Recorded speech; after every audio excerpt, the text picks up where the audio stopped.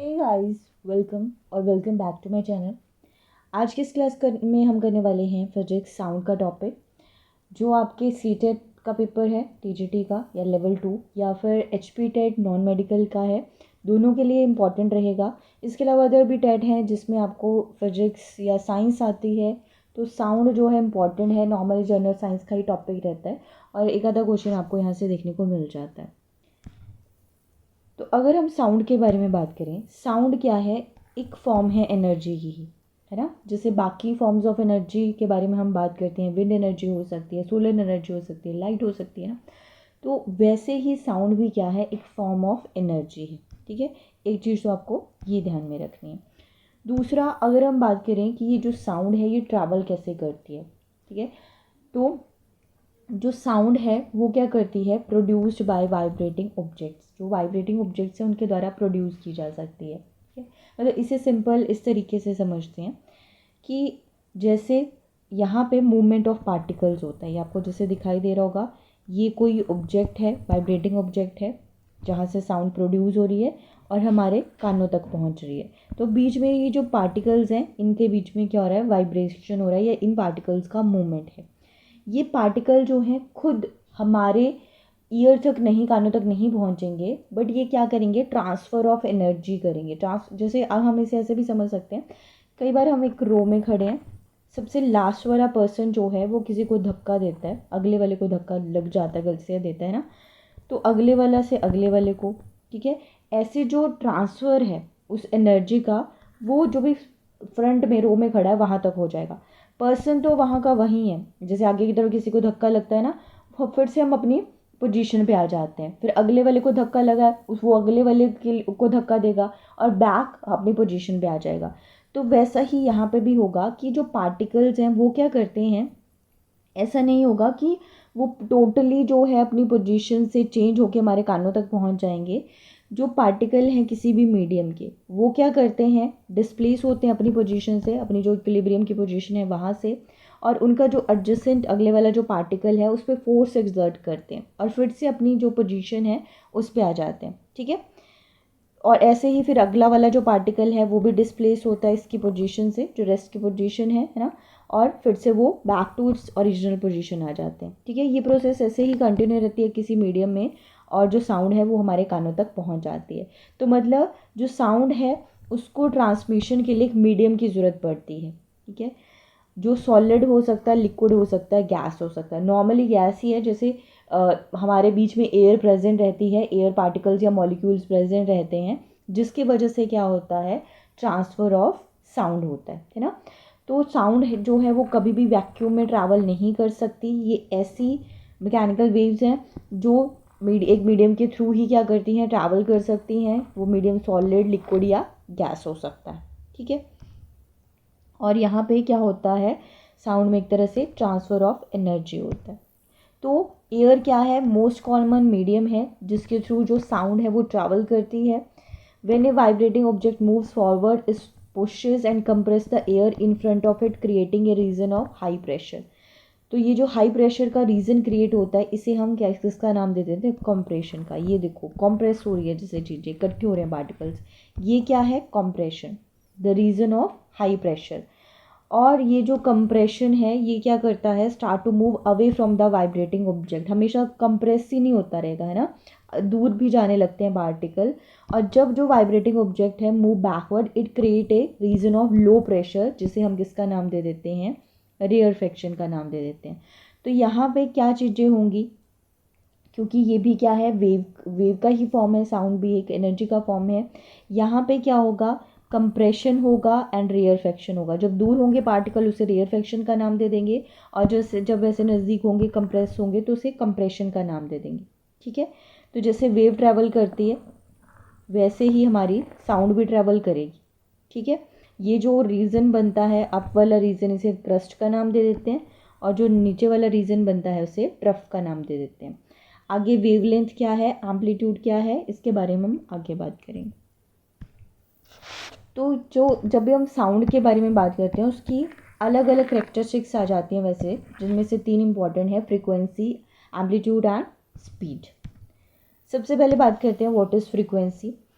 तो जो फ्रीक्वेंसी है वो क्या बताती है कि कोई इवेंट कितने फ्रिक्वेंटली हुआ, ठीक है, कितनी बार हुआ एक तरह से। मतलब suppose you are beating a drum, how many times you are beating the drum per unit time is called the frequency of your beating the drum, ठीक है। मतलब जब साउंड प्रोपेगेट करेगी एक मीडियम से, तो जो डेंसिटी है किसी मीडियम की वो ऑसिलेट करती है between maximum value and minimum value, और उस डेंसिटी में जो चेंज आता है from maximum value to minimum value, ठीक है, और अगेन फिर ऐसे ही चलता जाता है, वो एक कंप्लीट ऑसिलेशन बना देता है ना। ऐसे मैक्सिमम गया फिर आया फिर मिनिमम, तो ऐसे एक कंप्लीट क्या बना देता है, ऑसिलेशन बना देता है। तो नंबर ऑफ सच ऑसिलेशन पर unit time is the frequency of sound wave. तो जो टोटल नंबर ऑफ ऑसिलेशंस होंगी पर यूनिट टाइम, मतलब कितना फ्रिक्वेंटली हुई ये चीज़, ठीक है, उसे हम किसका नाम दे देते हैं, फ्रिक्वेंसी कह देते हैं किसी भी साउंड वेव, ठीक है। If we can count the number of the compressions or rarefaction that crosses per unit time, we will get the frequency of the sound wave, ठीक है। हम उसे काउंट कर पाएँ तो उससे हमें क्या मिल जाता है, फ्रिक्वेंसी मिल जाती है किसी भी वेव की। तो फ्रीक्वेंसी की जो यूनिट है वो क्या होंगी, हर्ट्स होंगी। हर्ट्स क्यों है, क्योंकि हमारे जो साइंटिस्ट थे रुडोल्फ हर्ट्स, जो पैदा हुए थे 1857 में, ठीक है, उन्होंने वो जर्मनी के थे and educated in the university of Berlin. तो उन्होंने क्या किया, उन्होंने जो मैक्सवेल की इलेक्ट्रोमैग्नेटिक थ्योरी थी उसे भी कंफर्म किया था अपने एक्सपेरिमेंट से। इन्होंने ही development of radio, telephone, telegraph, even television की फाउंडेशन रखी थी। इन्होंने डिस्कवर किया फोटो इलेक्ट्रिक इफेक्ट, जिसे बाद में एल्बर्ट आइंस्टाइन ने एक्सप्लेन किया था। तो उन्हीं के ऑनर में इसे नाम दिया गया था, फ्रिक्वेंसी की जो यूनिट है हर्ट्स, है ना। किसी ना किसी साइंटिस्ट को के ऑनर में हम नाम रख देते हैं। नेक्स्ट आता है the time taken by two consecutive compressions and rarefactions to cross a fixed point is called the time period of the wave, ठीक है। जितना भी टाइम लिया एक कंसेक्यूटिव कंप्रेशन एंड रेयरफैक्शन ने to cross a fixed point, उसे हम किसका नाम देंगे, टाइम पीरियड का नाम देंगे, ठीक है। और क्या बोल सकते हैं हम इसे, we can say that the time taken for one complete oscillation, जितना टाइम लगेगा एक ऑसिलेशन को कंप्लीट होने में, उसे हम किसका नाम देते हैं, time period of the sound wave, जिसे हम टी के सिंबल से डिनोट करते हैं। इसकी ऐसा यूनिट जो है, टाइम जहाँ भी आता है वो सेकंड रहती है।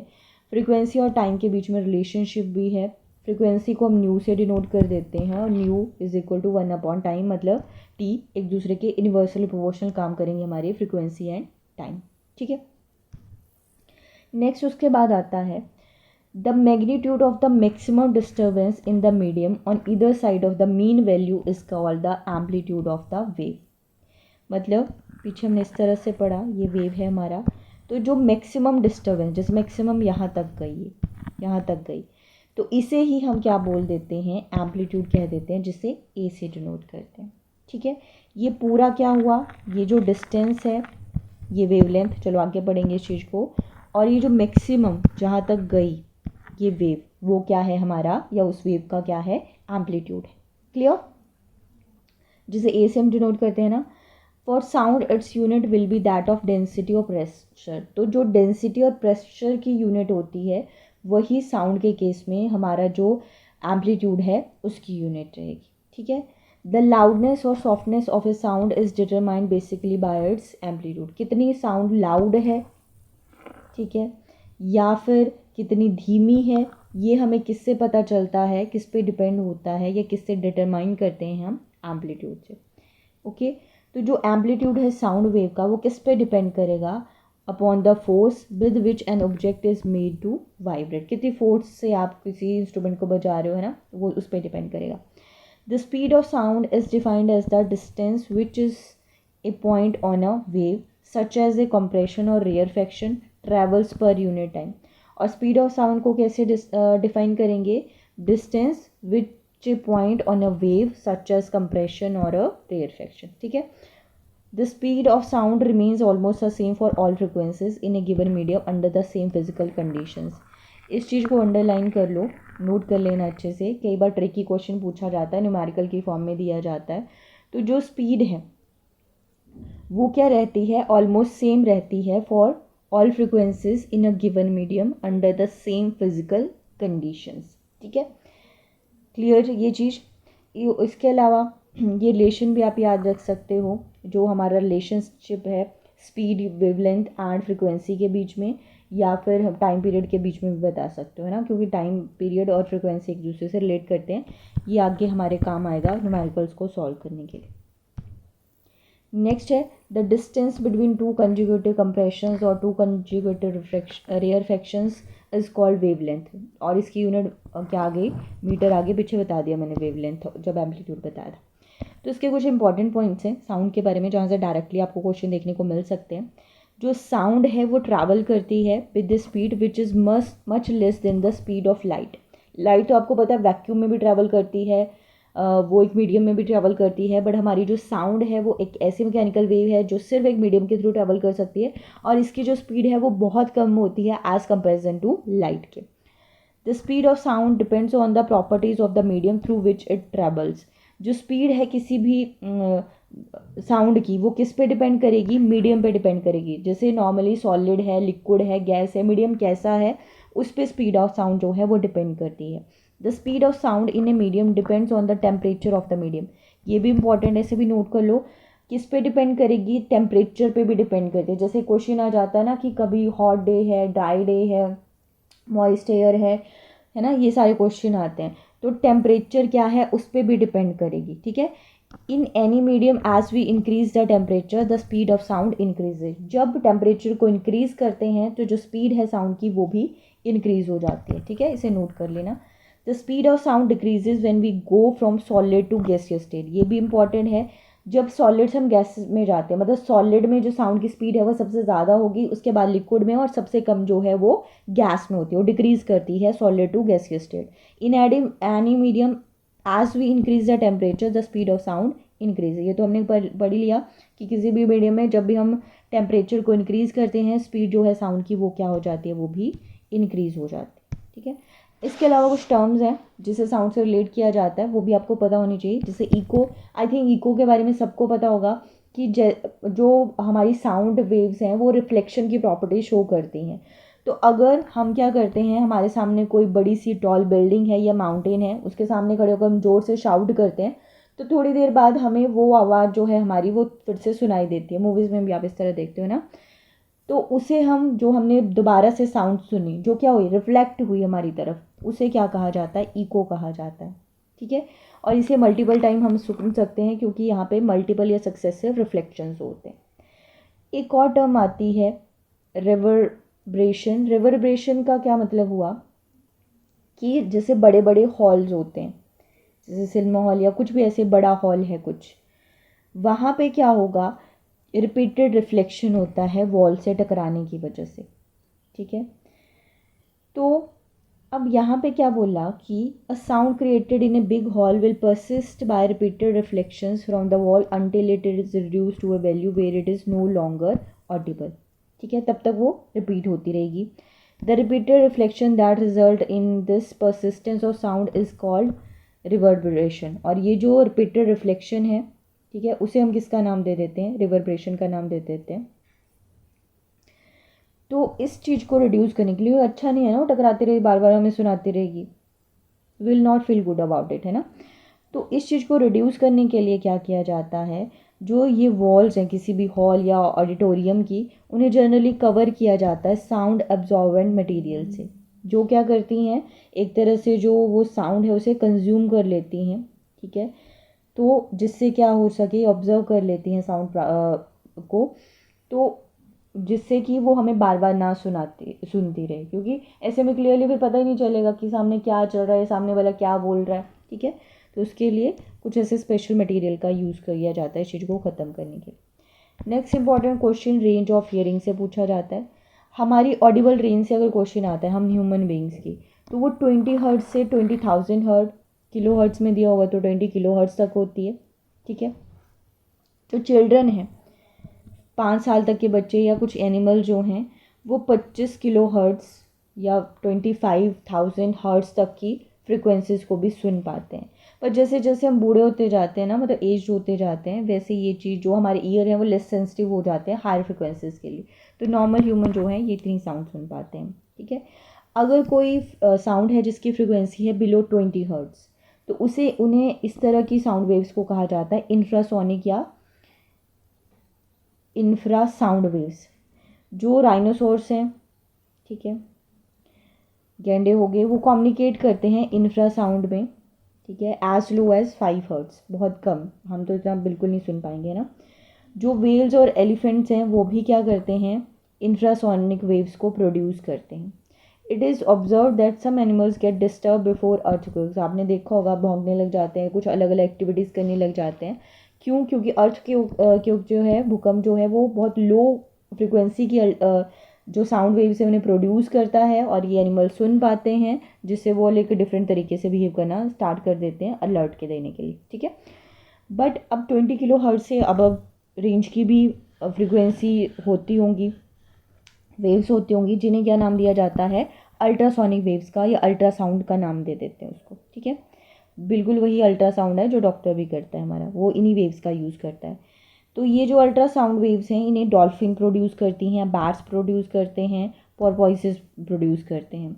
जो मॉथ्स होते हैं, कीड़े of certain families have very sensitive hearing equipment. These moths can hear the high frequency squeaks of the bat and know when a bat is flying nearby. जैसे ये कीड़े मकोड़े खाती है ना बैट्स वगैरह, तो इन मोथ्स को क्या होता है, पता लग जाता है दूर से ही कि अच्छा बैट आ गई है, और वे छिप जाते हैं फटाफट से जिससे उनसे बच पाएँ। रैट जो हैं वो गेम्स वगैरह खेलने के लिए भी अल्ट्रासाउंड का प्रयोग यूज़ करते हैं, इन वेव्स का हमें नहीं सुनाई देती हैं वो साउंड्स, ठीक है। तो जो अल्ट्रासोनिक या अल्ट्रासाउंड वेव्स हैं उनकी कई मेडिकल और इंडस्ट्रियल एप्लीकेशंस हैं। एक सोनार टेक्निक भी है जिसका यूज़ किया जाता है, अल्ट्रासाउंड वेव्स ही यूज़ करती है ये जो डिवाइस है, जिससे हमें डेप्थ ऑफ सी का पता चल जाता है, या अंडर वाटर कोई हिल है, कोई वैली है, सबमरीन है, आइसबर्ग्स हैं, इनको लोकेट करने में भी सोनार जो है वो हेल्प करता है। तो यहाँ पे एक आपके लिए क्वेश्चन है कि सोनार की जो फुल फॉर्म है वो क्या होगी, ठीक है। सोनार की फुल फॉर्म आपने बतानी है कमेंट करके।